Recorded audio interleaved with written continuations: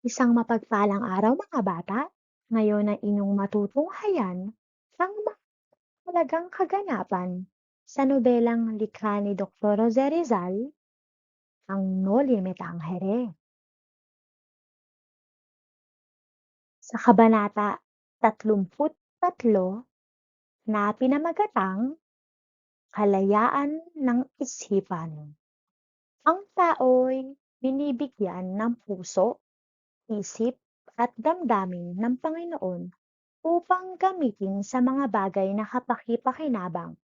Tayo ay binigyan niya ng kalayaang makapag-isip, magsalita, magpahayag ng sariling damdamin o saloobin, at magpakita ng ating sariling kagustuhan. Iba-iba ang iniisip ng tao, iba-ibang prinsipyo, paniniwala at panuntunan sa buhay na gustong mangyari sa kanila. Gaano kalawak ang kaya mong ibigay kung pinag-uusapan na ang kalayaan ng karamihan habang gulong-gulo ang sarili mong isipan? Simulan natin sa mga talasalitaan. Unang salita, matalinghaga. Ang salita na may kalakip na malawak na kahulugan at malalim na kasabihan na nagbibigay ng punto at pahiwatig sa maraming bagay na siyang kumakatawan sa kabuuan ng salitang tinutukoy o pinag-uusapan. Nagiging mas mahalaga ang mga ganitong usapan sapagkat batid nito ang mga nais malaman at binibigyang buhay ang mga bawat kataga. Ikalawang salita, kalayaan. Ang simbolo ng pagiging malaya sa lahat ng bagay.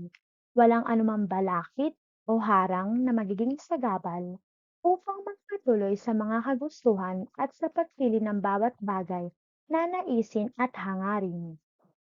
Pinagtitibay nito ang malayang pakikitungo sa iba't ibang bagay na naisin ng ating kapwa. Nais nitong ipahayag na ang batid mong hindi ka pagbabawalan at pahihintuin. Ang kalayaan ay nagbibigay sa atin ng malayang pagpapahayag sa bawat nating naisin. Ikatlong salita, silid-aklatan. Ang silid-aklatan ay isang silid na kung saan maraming mga aklat at malaya kang magbasa ng anumang uri ng mga libro. Tahimik at maaari kang makapag-isip, lalo na kung ito ay nakakondisyon sa sarili mo. Ikaapat na salita, nangako. Ang pakikipag-ugnayan ng isang tao sa kapwa-tao upang tuparin ang isang binitiwang salita na mayroong mahalagang pakay sa bawat isa. Isa itong pakikipag-usap na may matibay na kahalagahan at pag-asang pinanghahawakan. Mga tauhan, Crisostomo Ibarra, Elias, ang utusan ni Ibarra. Para sa tagpuan, ito ay naganap sa bayan ng San Diego, sa loob ng bahay ni Crisostomo Ibarra.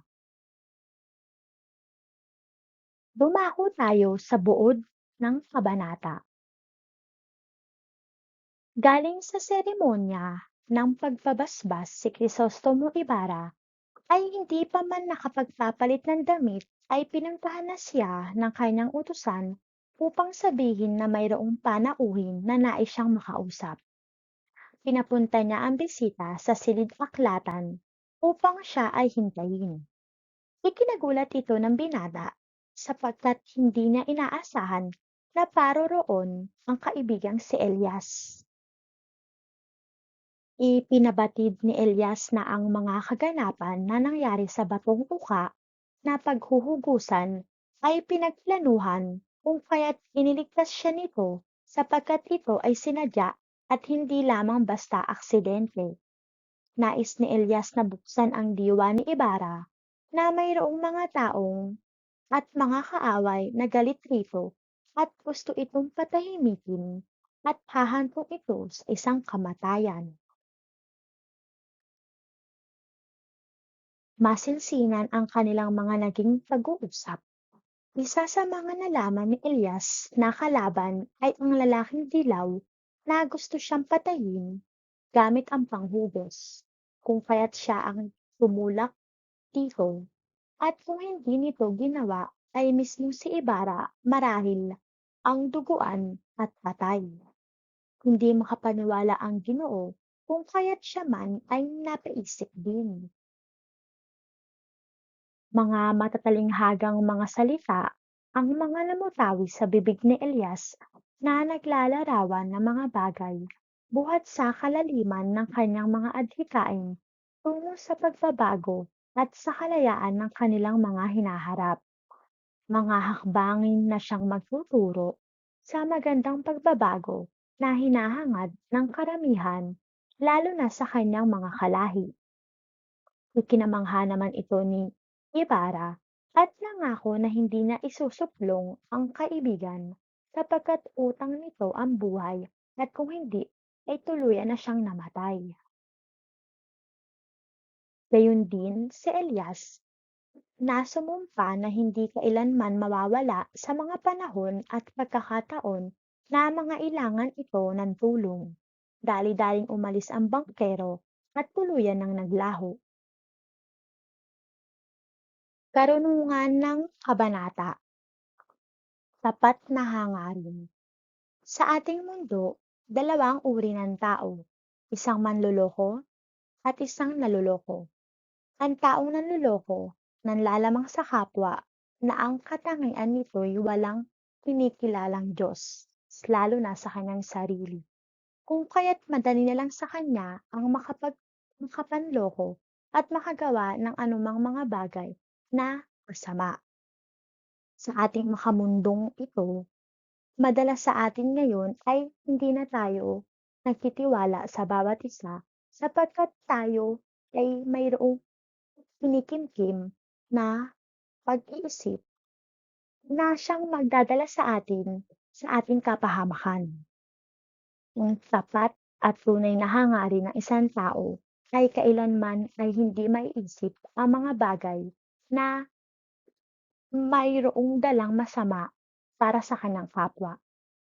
Ang tapat na hangarin ng isang tao ay mayroong malinis at bukas na pag-iisip upang sa ganon ay makapabahagi siya ng mga bagay na sa tingin niya ay makatutulong sa isang tao.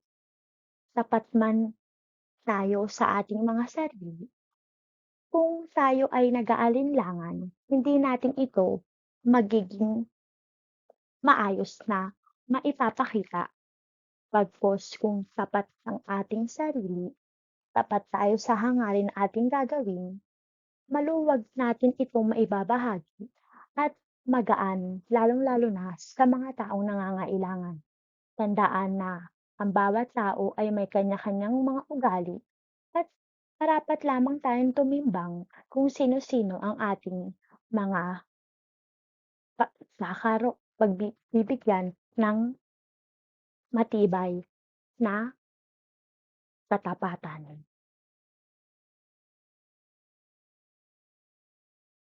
Pahiwatig ng kabanata, isang mangmangman ituring kung ang iyong puso ay marunong tumingin, may mabuting hangarin para sa kapwa-tao, alinsunod sa pagiging makatao, kayang ukitin ang busilak na puso sa isang mahinahon na plano, handang suungin ang iba't ibang mga unos upang patuloy na sumabay sa tubig na umaagos, kayang magtiis at umintindi upang lahat ng nakapaligid ay makamit ang minimithi. Buo ang loob sa magaling, likas sa kanya ang pagiging magiliw. Kalayaan man ang tanging adhikain, buong lakas niya itong nanaisin. Mga nakapalibot sa kanya ay bibigyan ng proteksyon, yaring buhay pa ang magsisilbing dedikasyon. Sa hinaharap na panahon, tungo sa pagbabago ng parating na henerasyon. Mga bata, Ako ay mag-iiwan ng isang kataga. Ang karunungan at kaalaman ang siyang huhubog sa sangkatauhan na magsisilbing instrumento sa kasalukuyan mong tagumpay. Imumulat yaring musmos na isipan at huhulmahin ang tagong talentong naghihintay. Sangkap ang mabuting kalooban, may adhikain sa buhay, at may pananalig sa may kapal. Paalam mga bata, hanggang sa muling kabanata para sa kabanata 34 na pinamagatang ang naganap sa pananghalian. Bangan! Huwag kalimutang mag-like, share, comment at subscribe para sa iba't iba pang mga kabanata. Paalam mga kapanitikan, hanggang sa muli!